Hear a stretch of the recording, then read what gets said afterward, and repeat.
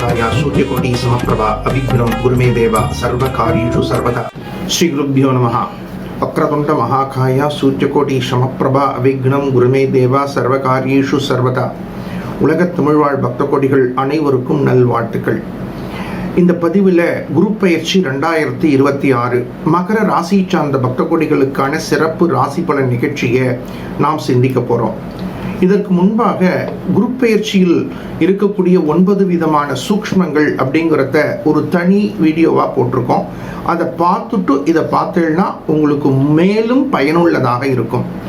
மகர ராசி அப்படின்னு நம்ம பார்க்கும் பொழுது மக்களை கவரும் மந்திரம் தெரிந்த மகர ராசி பக்த கொடிகளே அப்படின்னு நாம் செல்லமாக அழைப்போம்.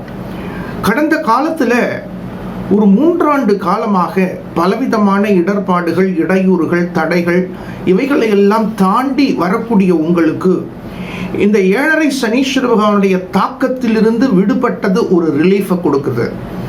இப்போ குரு பகவான் சப்தமஸ்தானத்துக்கு வரார். இது கூடுதல் அனுகூலத்தை கொடுக்க போகிறது.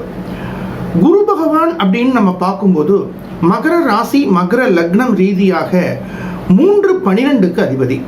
3-12க்கு அதிபதியாக இருக்கக்கூடிய குரு பகவான் சட்டமஸ்தானத்திலிருந்து சப்தமஸ்தானத்திற்கு, அதாவது 6லிருந்து 7வது ஸ்தானத்துக்கு பிரவேசிக்கிறது அருமையான அமைப்பு. நீங்கள் எந்த ஏஜ் குரூப்பில் இருந்தாலும் ஒரு ட்ரமாண்டஸ் சேஞ்ச் உங்களுக்கு கிடைக்க போகிறது.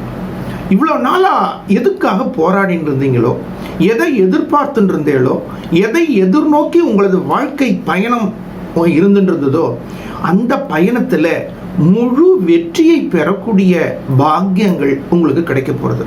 இந்த கிரெடிட் ஃபுல்லாக குரு பகவான் சாரம். மாணவர்களுக்கு கல்வியில் இந்த குரூப் தான் வேணும் அப்படின்னு எதிர்பார்த்துட்டு இருப்பாங்க. அவரவர்களுடைய ஆர்வம் ரீதியாக அவர்களுக்கு அந்த குரூப் கிடைச்சி படிக்கிறதுக்கான சந்தர்ப்பங்கள் கிடைக்க போகிறது. நிறைய குவாலிஃபிகேஷன்ஸ், நிறைய படிப்பு படிச்சுட்டு ஒரு சாதாரண வேலையில் இருந்து எதிர்நீச்சல் போட்டு வாழ்க்கையை கடந்து வரக்கூடிய இளைஞர்களுக்கு நல்ல வேலை வாய்ப்பு கிடைக்க போகிறது. ஒரு ஆண்டர்பிரனர் ஆகணும், நான் சுய தொழிலில் வெற்றி பெறணும் அப்படிங்கக்கூடிய சிந்தனை உடையவாளுக்கு நல்ல தொழில் அமையறதுக்கும், அதுக்கான சப்போர்ட் கிடைக்கிறதுக்கும், அதற்கான சபார்டினேட் கிடைக்கிறதுக்கும், ஃபைனான்ஷியல் சப்போர்ட் கிடைக்கிறதுக்கும் அருமையான காலமாக அமைய போகிறது. மகர ராசியை சார்ந்த பக்தர்கள் 30 வயசாகியும் கல்யாணம் ஆகலையே அப்படின்னு ஆண் குழந்தைகள், பெண் குழந்தைகள் கவலைப்பட்டு இருப்பா. அவர்களுக்கெல்லாம் திருமண யோகங்கள் நாடி வரப்போகிறது. அதே போல பிள்ளைப்பேறு வேண்டி தபஸ் இருக்கக்கூடிய தம்பதிகளுக்கு சுபமான, மங்களகரமான, மகிழ்ச்சிகரமான தகவல்கள், மகிழ்ச்சி, ஆனந்தத்தை கொடுக்க போகிறது.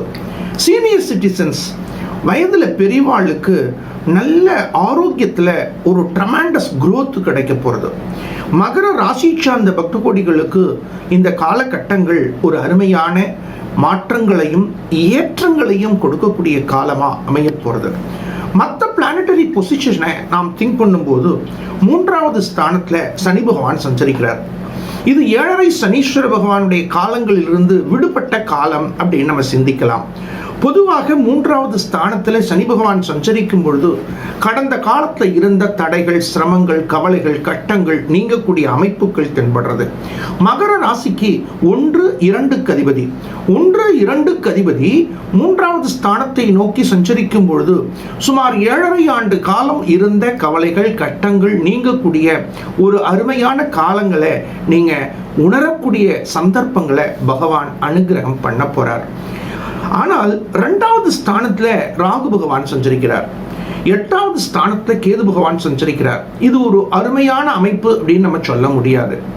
அதுக்கு எந்தெந்த விஷயத்தில் எச்சரிக்கையாக இருக்க வேண்டும் அப்படிங்கிறத நாம் சிந்திப்பதற்கு முன்பாக உங்களது ராசிக்கு சப்தமஸ்தானத்தில் சஞ்சரிக்கக்கூடிய குரு பகவான் மாற்றங்களையும் ஏற்றங்களையும் கொடுக்க போறார் அப்படிங்கக்கூடிய சிந்தனைகளோட கூடுதலாக குரு பகவானுடைய பார்வைகள் மகர ராசி பக்த கோடிகளுக்கு எந்தெந்த ஸ்தானங்கள்ல பதியறது. குரு பகவான் பொதுவாக இருக்கக்கூடிய இடத்திலிருந்து 5, 7, 9வது ஸ்தானங்களை பார்ப்பார். மகர ராசியை பொறுத்த வரைக்கும் 5வது பார்வை லாபஸ்தானத்தில் பதிகிறது. இது ஒரு அருமையான அமைப்பு.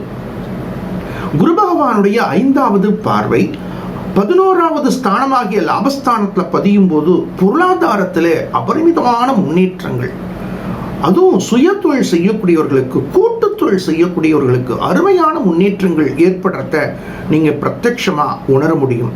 இந்த காலகட்டங்களில் உங்களை நாடி வரக்கூடிய பொருளாதாரங்கள் உங்கள் வாழ்க்கைக்கு எதிர்காலத்தில் ஒரு நிலையான செல்வமாக அமையும் அப்படிங்கக்கூடிய சிந்தனைகளை சிந்தித்து செயல்படுத்துங்கள். இது அபரிமிதமான அனுகூலத்தை கொடுக்க போறது. ராசிக்கு சப்தமஸ்தானத்தில் சஞ்சரிக்கக்கூடிய குரு பகவானுடைய 7வது பார்வை உங்க ராசி மேல பதிகிறது. உங்களது ராசிக்கு சப்தமஸ்தானத்தில் சஞ்சரிக்கக்கூடிய குரு பகவானுடைய பார்வை உங்க ராசி மேல பதிகிறது. மனசுல இருக்கக்கூடிய கவலைகள், கஷ்டங்கள் நீங்க போறது, எதிர்பார்த்த எண்ணங்கள் வெற்றியை கொடுக்க போறது. உங்களது ராசிக்கு 9வது பார்வையானது முயற்சி ஸ்தானத்துல பதிகிறது. இது அருமையான அமைப்பு. தொடர்ந்து எந்த விஷயங்களுக்கெல்லாம் முயற்சி பண்ணிட்டு இருக்கீங்களோ அந்த முயற்சிகள் அனுகூலத்தை கொடுக்க போறது. 3வது ஸ்தானத்துக்கு சகோதர ஸ்தானம் அப்படின்னு ஒரு பேரும் உண்டு. சகோதர சகோதரிகள் ரீதியாக இருந்த கருத்து வேறுபாடுகள் நட்பாக மலரப் போறது. சகோதர சகோதரிகளுடைய அன்பு, ஆதரவு, அனுகூலத்தை கொடுக்க போறது. 3வது ஸ்தானத்தில் சஞ்சரிக்கக்கூடிய சனி பகவான் மேல குரு பகவான் பார்வை பதிவது கூடுதல் மாற்றங்களை கொடுக்கக்கூடிய அமைப்புகள் தென்படுறது. மகர ராசி சார்ந்த பக்தகுடிகளுக்கு இந்த கால அமைப்புகள் அருமையான மாற்றங்களையும் ஏற்றங்களையும் பெறக்கூடிய வாய்ப்புகளா அமைய போறது. திருமண வயதில் இருக்கக்கூடிய குழந்தைகளுக்கு சுப செய்திகள் நாடி வரப்போறது. பிள்ளைப்பேறு வேண்டி தபஸ் இருக்கக்கூடிய தம்பதிகளுக்கு மழலை ஒளியை கேட்கக்கூடிய அனுகிரகம் பகவான் புரிய போறார். மாற்றங்களையும் ஏற்றங்களையும் பெறக்கூடிய காலமா இந்த குரு பெயர்ச்சி மகர ராசியை சார்ந்த, மகர லக்னத்தை சார்ந்த பக்தகுடிகளுக்கு அமைய போறது. இருந்தாலும் மற்ற கிரகங்களுடைய அமைப்புகள் ரீதியாக எந்தெந்த விஷயத்தில் எச்சரிக்கையாக இருக்க வேண்டும். 2வது ஸ்தானத்தில் ராகு பகவான் சஞ்சரிக்கிறார். 2வது ஸ்தானத்திற்கு வாக்கு ஸ்தானம், குடும்பஸ்தானம்னு பேரு. பேசக்கூடிய வார்த்தைகளை யோஜனை செய்து பேசுங்கள். வாத பிரதிவாதங்களை முற்றிலுமாக தவிர்க்க வேண்டும். வாக்குறுதிகள் கொடுப்பதை முற்றிலுமாக தவிர்க்க வேண்டும். விட்னஸ் சிக்னேச்சர் போடுவதை முற்றிலுமாக தவிர்க்க வேண்டும். அஷ்டமஸ்தானத்தில் கேது பகவான் சஞ்சரிக்கின்றார். உங்களது ஆரோக்கியத்தில் கூடுதல் கவனம் செலுத்த வேண்டும்.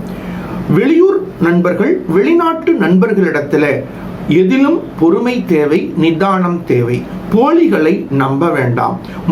அறிமுகம் இல்லாதவர்களிடத்தில் எந்த விதமான கொடுக்கல் வாங்கலையும் முழுமையாக தவிர்க்க வேண்டும். மகர ராசியை சார்ந்த பக்தகோடிகளுக்கு சப்தமஸ்தானத்தில் சஞ்சரிக்கக்கூடிய குரு பகவானுடைய அனுகிரகம் மேலும் கிடைப்பதற்கு ஒரு அருமையான சூக்ஷ்மத்தை உங்களுக்கு கூறுறோம். அதை தினம் குறைந்தது 21 முறை பாராயணம் செய்யும் பொழுது அபரிமிதமான மாற்றங்கள் நாடி வரும். ஓம் கோபதி பிரியாய நமஹா என்ற திருநாமாவை தினம்தோறும் குறைந்தது 21 முறை நீங்கள் ஜபம் செய்யும் பொழுது அபரிமிதமான மாற்றங்களும் ஏற்றங்களும் நாடி வரும்.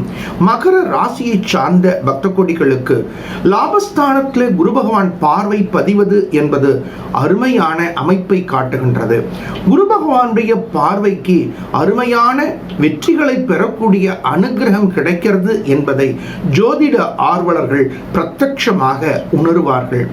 வீடுகள், மனைகள், நிலங்கள், முதலீடுகள், கடந்த காலத்தில் குறைவாக நீங்கள் செலுத்திய முதலீடுகள் பெரிய அளவில் வளர்ந்து ஒரு பெரிய தொகையை பார்ப்பதற்கும் அவைகளை நிர்வகிப்பதற்கும் உங்களுக்கு சந்தர்ப்பங்கள் கிடைக்க போறது. இருந்தாலும் அஷ்டமஸ்தானத்தில் கேது பகவான் சஞ்சரிக்கிறதுனால ஆரோக்கியத்தில் கூடுதல் கவனத்தை செலுத்துவது நல்லது. குறிப்பாக வயதில் பெரியோர்கள் நரம்பு சம்பந்தப்பட்ட ஆரோக்கியத்தில் கூடுதல் கவனத்தை சிந்திப்பது நல்லது. ஒவ்வாமை என்று சொல்லக்கூடிய உடம்புக்கு ஒத்துக்கொள்ளாத உணவுகளை முற்றிலுமாக தவிர்க்க வேண்டும். எந்த உணவு சத்தானது, எந்த உணவு சரிவிகிதமானது, எந்த உணவு உடலுக்கும் மனதுக்கும் ஒத்துழைப்பு கொடுக்கும் என்ற சிந்தனைகளை சிந்தித்து செயல்படும் பொழுது தேவையில்லாத உபாதைகளில் இருந்து உங்களை தற்காத்துக் கொள்ள முடியும். prevention is better than cure என்ற சிந்தனைகளை ஆழ் மனதில் பதிய வைத்துக் கொண்டு செயல்படுவதும் உங்களது குலதெய்வ பிரார்த்தனைக்கு முக்கியத்துவம் கொடுப்பதும் மாற்றங்களையும் ஏற்றங்களையும் கொடுக்கும். நல்வாழ்த்துக்கள். உலக தமிழ்வாழ் பக்த கோடிகள் அனைவருக்கும் நல்வாழ்த்துக்கள். சுஸ்தி ஸ்ரீ பராபவ வருஷம் வைகாசி மாசம் 12ஆம் தேதி காலை சுமார் 11:01 ஆங்கில தேதி 26/5/2026 செவ்வாய்க்கிழமை அன்று குரு பகவான் மிதுன ராசியிலிருந்து கடக ராசிக்கு பிரவேசிக்கின்றார். இந்த வகையிலே குரு பகவான் உச்சம் பெற்று கடக ராசியில் இந்த 2026ஆம் ஆண்டு பிரவேசிக்கக்கூடிய பிரவேசமானது 12 ஆண்டுகளுக்கு ஒரு முறை கிடைக்கக்கூடிய அருமையான பெயர்ச்சியாக அமைகின்றது. உங்களது வாழ்க்கையில் குரு பகவானுடைய பரிபூர்ண கிருபா கடாட்சம் அபரிமிதமான மாற்றங்களையும் ஏற்றங்களையும் கொடுக்கும் என்ற சிந்தனைகளை சிந்தித்து வாழ்க்கையில் வெற்றியை பெறுங்கள். நமது சேஷாசிரமத்தில் நடக்கக்கூடிய குரு பெயர்ச்சி யாக வேள்வியிலே குரு பகவானுடைய மகா யந்திரமானது 1 மண்டலங்கள் பூஜை செய்து அனுப்பி வைக்கின்றோம். தேவைப்படக்கூடிய பக்த கோடிகள் உங்களது பெயர் நட்சத்திரத்தோடு பதிவு செய்து கொண்டு அந்த மகா யந்திரத்தை பெற்றுக்கொண்டு வாழ்க்கையில் வெற்றியை பெறுங்கள். நல்வாழ்த்துக்கள்.